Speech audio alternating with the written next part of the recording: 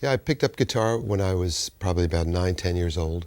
My brother played guitar, and I just was fascinated by the instrument. I listened to a lot of folk music, and the house I grew up in, you know, people like Pete Seeger, Paul Robeson, Woody Guthrie, those were the heroes. So I grew up listening to that music and hearing guitar. And so I started to play some folk music. You know, my parents were very political, so folk music was kind of part of the family. And I guess back then, if you were into folk music, you were sort of a communist. And so I just started playing folk music like at summer camps and listening. Josh White was another guy who used to come to my high school all the time. And so it was just all around. And so I just started playing what I could from the Oak publications and the Pete Seeger songbooks and things like that. And then I started to, you know, after I got into it, I remember going to a record store and then hearing, you know, I saw a record by Blind Blake and I saw the picture of him. And I just, like I said, I was into, you know, Josh White, Leadbelly was another one. And I just bought the record, you know, and that was it. That did me in. When I first heard that, the old scratchy 78s, and I was hooked. And after that, I just started to find out, you know, more records and looking for guitar teachers. Couldn't find any guitar teachers. You know, I learned from Happy Traum's book that was available at the time, and learned from whoever I could. And I remember looking around for guitar teachers, and I was young, and there was nobody in my neighborhood, and that's when I sort of, you know, discovered Davis's music, because I was learning a couple of his tunes like Candyman and Delia and Cocaine were kind of running around the circuit, and I knew his name, that he wrote that. I didn't know who he was, and so I just was looking for a teacher, and I just decided one day to call him up, and I just looked him up in the phone book. You know, I remember his phone, AX17609. I remember the phone number, and Annie answered the phone, and I said, you know, I just said, "Is this Reverend Davis, the guy who wrote Candyman? Can I visit him?" She said, "Yeah, come on out to his house." So I just went out there, and I really wasn't planning to study with him. I just kind of wanted to meet him and sort of like hear what he did, played Candyman, because I bought a couple of his records, and it was the religious music, and I really didn't care for it that much, to be honest with you. When I first heard it, I was more into kind of, you know, St. Louis Tickle and finger picking, and he was shouting and screaming, and I said, I don't think this is the teacher for me, but I just wanted to go out there and meet him anyway. And so when I went out there, you know, I just met him, and he was having dinner, and after dinner, he picked up his guitar and he started playing, like, you know, this kind of, this big ragtime, bouncy music. I said, and I was just like, "What is that?" And he said, "Well, I call that ragtime," you know, this is what he used to say. And I said, "Well, can you teach me that?" You know, he said, "Yeah." I said, "Okay, I'll come back tomorrow," you know, and my mother drove me over to his house, you know, and that was it. And it was just a period of discovery. I said, you know, what is it that you do? What is this you know, because I heard finger picking, which is the light kind of more Merle Travis-y type of things. And when Davis was playing this kind of bouncy ragtime stuff, I was just like flipped out, because it obviously reminded me of Blind Blake and that blues stuff. And so that was it. I was just hooked. And when I met Davis, that was it. And I could finger pick a little bit, you know, but when I went to him, it was just sort of, it felt like starting from scratch, you know.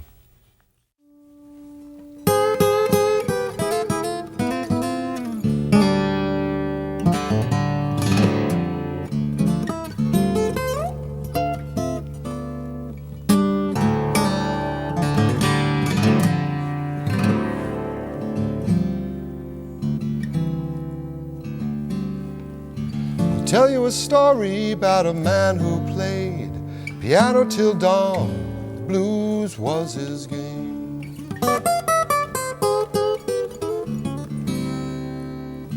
The gig was packed, they all wanted to know more about the place little brother called home.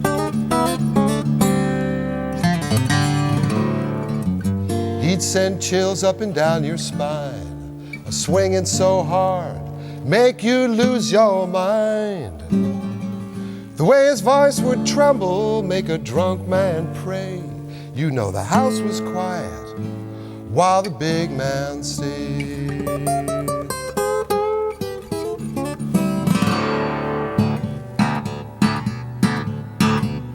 And he played the blues all night long.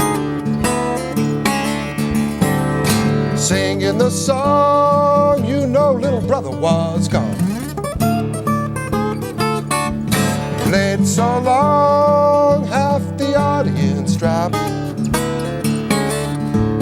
All the people went home, but the big man, Lord, he just couldn't stop.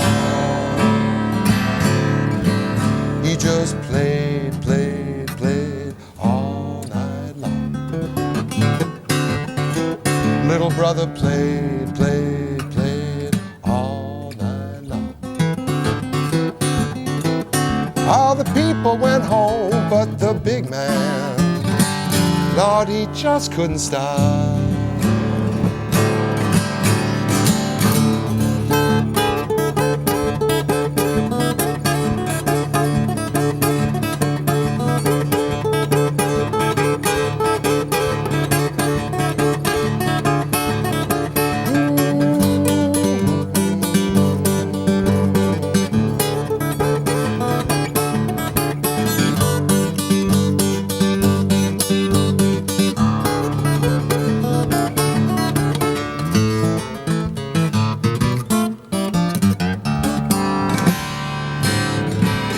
Just played, played, played all night long. Little brother played, played, played all night long.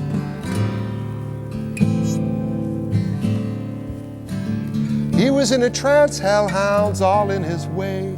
The blues came down like your dogger's day.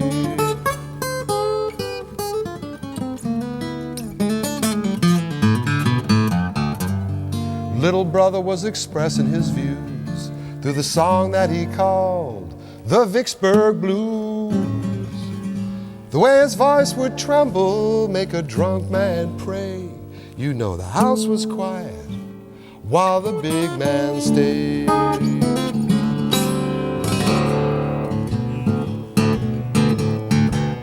And he played the blues all night long, singing the song, you know little brother was gone. Played so long, half the audience dropped. All the people went home, but the big man, Lord, he just couldn't stop.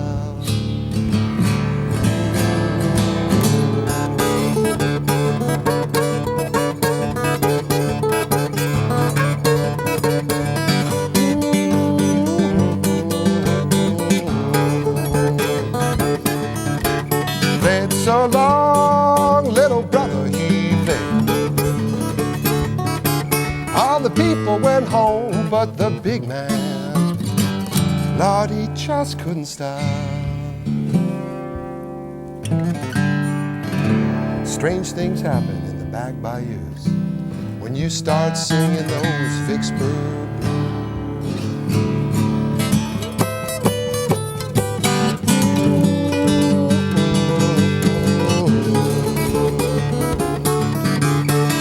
So long, little brother, he stayed. Played so long, little brother, he played. All the people went home, but the big man, Lord, he just couldn't stop. Little brother played.